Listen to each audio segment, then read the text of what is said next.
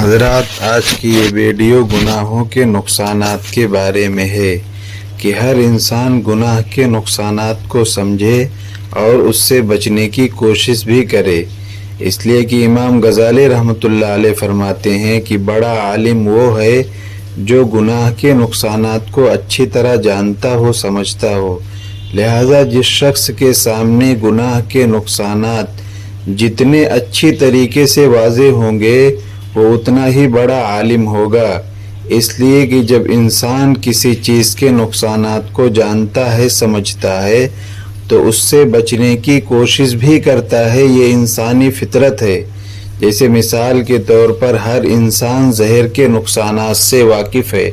ہر انسان زہر کے نقصانات کو جانتا ہے، اس لیے اس سے بچنے کی کوشش بھی کرتا ہے۔ اگر کسی انسان کے سامنے 1000 بسکٹ رکھ دیے جائیں اور اس میں سے صرف ایک بسکٹ میں زہر ملا دیا جائے اور اس کو بتا دیا جائے کہ 999 بسکٹ بالکل ٹھیک ہیں، صرف ایک بسکٹ ایسا ہے جس میں زہر ملا ہوا ہے، تم اس کو کھا لو، پھر بھی وہ انسان 999 چھوڑو ایک بھی بسکٹ کو ہاتھ نہیں لگائے گا، اس لیے کہ اس کو پتہ نہیں کہ جو بسکٹ وہ کھانے جا رہا ہے کہیں اسی میں زہر نہ ملا ہوا ہو۔ ایک بسکٹ میں زہر ملنے کی وجہ سے انسان 1000 بسکٹ کو اس لیے نہیں کھا رہا ہے کہ وہ زہر کے نقصانات کو جانتا ہے، سمجھتا ہے کہ زہر کھانے کے بعد کیا اثر ہوگا۔ لیکن اگر ایک بچہ ہے جو زہر کے نقصانات کو جانتا نہیں، سمجھتا نہیں، اس کے سامنے ایک بسکٹ رکھ دیا جائے اور اس کو بتا دیا جائے اسی بسکٹ میں زہر ملا ہوا ہے، پھر بھی وہ بچہ بسکٹ کو کھا لے گا، اس لیے کہ وہ زہر کے نقصانات کو جانتا نہیں، سمجھتا نہیں۔ اسی طریقے سے ہر انسان سانپ کے نقصانات کو جانتا بھی ہے، سمجھتا بھی ہے کہ سانپ کے کاٹنے سے انسان مر بھی سکتا ہے۔ لہٰذا اگر کسی انسان کے سامنے ڈپلیکیٹ سانپ، بناوٹی سانپ بھی آ جائے تو انسان ڈر جاتا ہے۔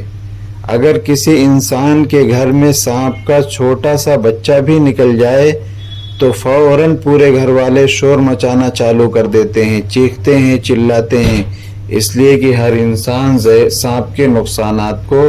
جانتا بھی ہے، سمجھتا بھی ہے کہ سانپ کے کاٹنے کے بعد کیا اثر ہوگا۔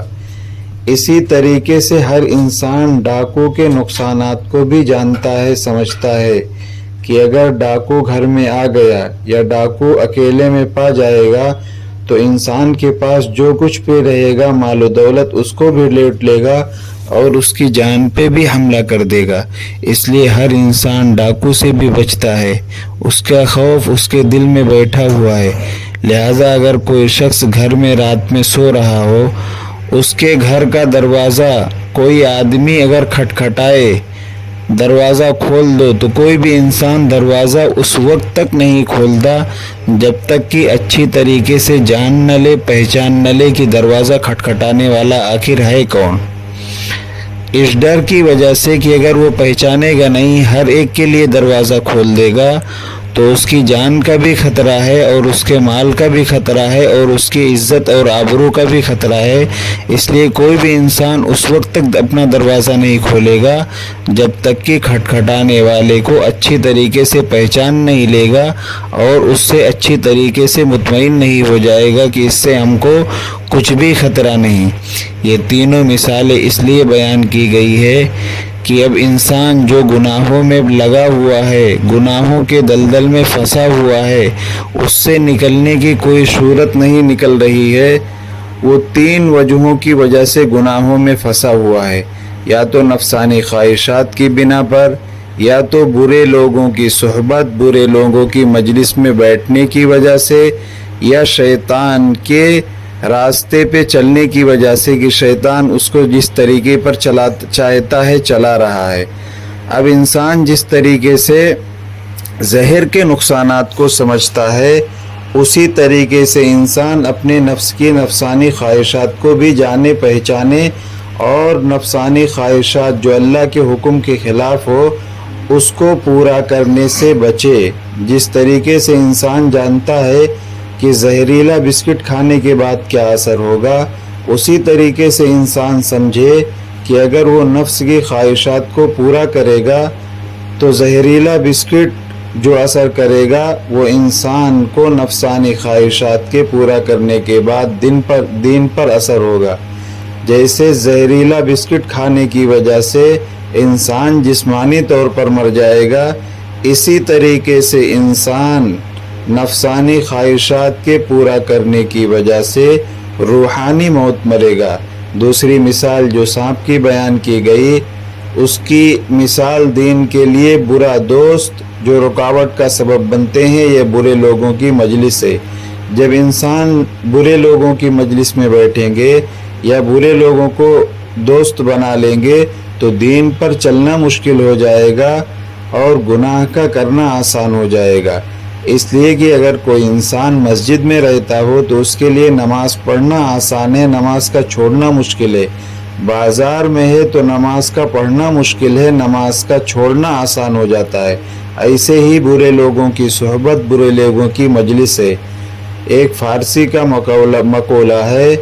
برا دوست برے سانپ سے بھی زیادہ نقصان دینے والا ہے، اس لیے کہ برے سانپ کے کاٹنے کی وجہ سے انسان جسمانی طور پر مر جائے گا، لیکن اگر برا دوست انسان کو کاٹ لے تو روحانی طور پر موت واقع ہوگی۔ بلکہ فرمایا کہ برا دوست شیطان سے بھی زیادہ خطرناک ہے، اس لیے کہ شیطان تو صرف گناہ کو سمجھائے گا، گناہ کو بتائے گا،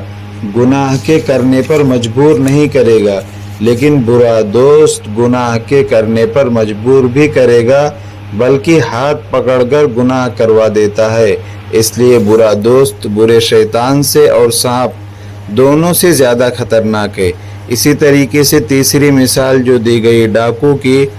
اس کے لیے جو دین میں مثال ہے کہ ہر انسان شیطان کے داؤ پیچ کو پہچانے کہ شیطان کیسے ہم کو بہلاتا ہے، پھسلاتا ہے اور دروازہ کھولنے کے لیے کہتا ہے، کیونکہ وہ ایمان کا چور ہے۔ جس طریقے سے ڈاکو ہمارے جان مال کے لیے خطرہ ہے، ویسے ہی شیطان ہمارے ایمان کے لیے خطرہ ہے۔ جیسے انسان ڈاکو کے لیے دروازہ نہیں کھولتا، ویسے انسان شیطان کے لیے اپنے دل کا دروازہ نہ کھولے۔ اس لیے کہ حدیث میں آتا ہے کہ شیطان ہر وقت انسان کے دل کی طرف متوجہ رہتا ہے، ہر وقت وہ موقع کی تلاش میں رہتا ہے جب وہ بندہ کو اللہ کے ذکر سے غافل پاتا ہے، فوراً اس کے پیچھے لگ جاتا ہے اور اس کے دل میں گناہ کے خیالات پیدا کرنا چالو کر دیتا ہے اور اس کو گناہوں میں مبتلا کر دیتا ہے۔ لیکن جب انسان اللہ کے ذکر میں مشغول رہتا ہے تو شیطان پیچھے ہٹتے رہتا ہے۔ اسی لیے ہر انسان کو چاہیے کہ ہر وقت اللہ کے ذکر میں مشغول رہے، سنتوں پر چلے اور چھوٹی چھوٹی جو مسنون دعائیں ہیں اس کو بھی پورا کرے، اس لیے کہ جب یہ پورا کرتا رہے گا تو شیطان اس سے دور رہے گا۔ اللہ ہم سب کو ان باتوں پر عمل کرنے کی توفیق نصیب فرمائے۔